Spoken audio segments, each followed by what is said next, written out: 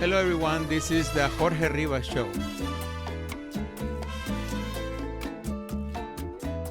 Today, we'll be talking a little bit about the news that came out a few days ago regarding Raúl Castro indictment by a U.S. court. As you know, Raúl Castro is the younger brother of Fidel Castro. Many of you already know he passed away, a while back. But Raúl Castro is still alive, even though that he's not the official leader anymore. He still lives in Cuba. It's very likely that he will never be extradited to the United States because, one, he will need to be taken like it happened with Maduro in Venezuela. I don't know if the U.S. is going to do that. Second, he's in his mid-90s. So even if he were to be brought to the United States, most likely if he spends any time in jail, it will be very minimum. Anyways, but it is very significant because, as you remember, while he was the leader in Cuba, he ordered the shooting two small airplanes that were being piloted or being occupied by United States citizens over, in near Cuba.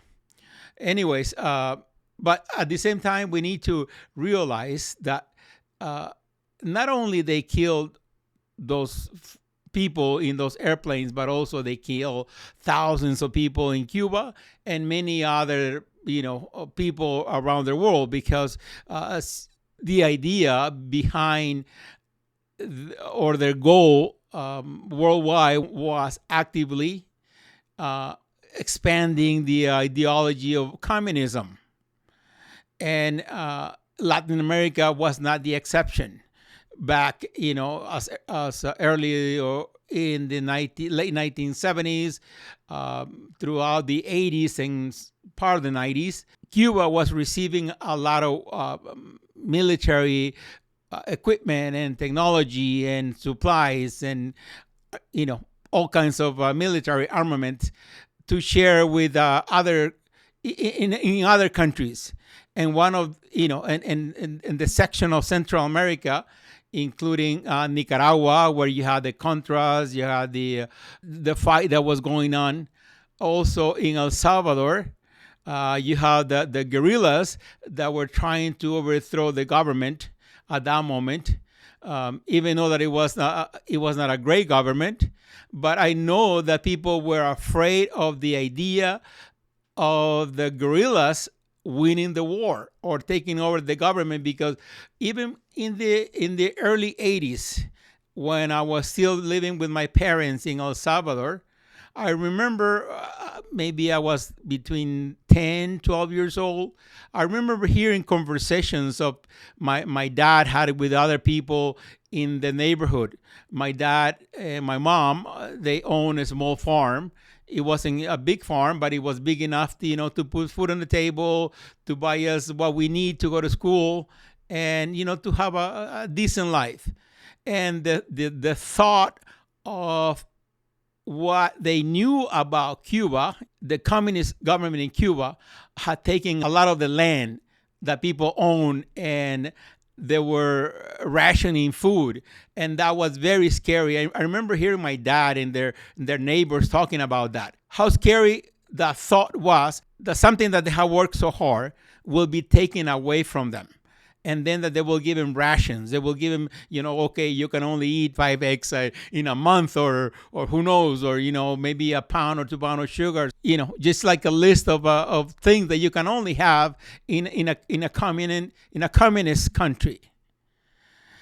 And I remember around the same time, there was elections to elect a new president in El Salvador, and people were eager to vote for the one that was saying that they will keep on fighting the communists. On those years, through the help of the President Ronald Reagan, the United States was also helping El Salvador, fight the war. And on that, I don't remember the month, but whichever month that was, I remember my dad, I wasn't old old enough to vote. But I remember my dad going to vote, and I do remember for the simple reason that on the election day, the guerrillas had blocked or have destroyed bridges that were leading to the city.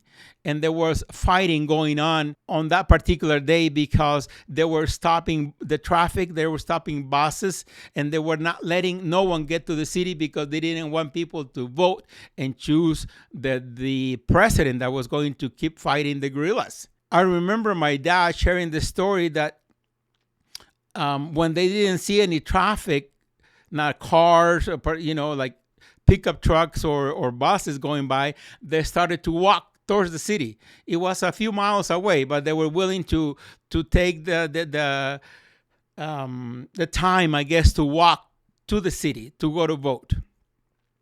And as they were walking to the city, in that area where we lived, there were quite a lot of small hills, like rolling hills with a lot of trees, like a subtropical areas. Probably for those who have traveled to tropical countries, there's a lot of vegetation. So, and then my dad said that he was walking with a group of people, and all of a sudden they start to hear gunfire coming from one of the hills up ahead. And they were literally shooting at them. He said that the bullets came from a semi-automatic weapons, and they were bouncing off the pavement on the road, like ricochet. I think that's the correct word. So they kind of run to the side of the road, kind of hide. And I guess they stood there for a while, and then later there was a gunfight because the army was coming from the opposite direction from the city, trying to clearing up the highway. So there was a gun battle, and the army was able to clear the area. And my dad said that they were allowed to get into the army trucks, like the huge army vehicles, I don't know, like 10, 12-ton trucks, and they took him to the city to be able to vote. So I'm sharing this because of the simple fact that people did not want communism. And I think nowadays people realize that communism does not work. It has not worked didn't work in the Soviet Union, especially hasn't worked in Cuba. We know a lot of people are starving to death in Cuba. They don't have electricity. They don't have water. They don't have the essentials that so many of us take for granted. And the fight in El Salvador continued for at least another 5 to 7 years. Hundreds of thousands of people die in El Salvador. Many people might say at least 100,000 die, maybe 150,000. Many of us, like myself, who was still a child, I migrated to the United States, which I'm very grateful for. Some of my family members that were old enough, they enlisted in the armed forces and they fought. Some of them died, especially, I can mention my uncle, who was a lieutenant. He died in fighting the guerrillas in the armed forces. So up to a point, I think we in El Salvador, my family was a victim of the mentality and the ideology of the Castro regime to try to make Latin America into a communist country.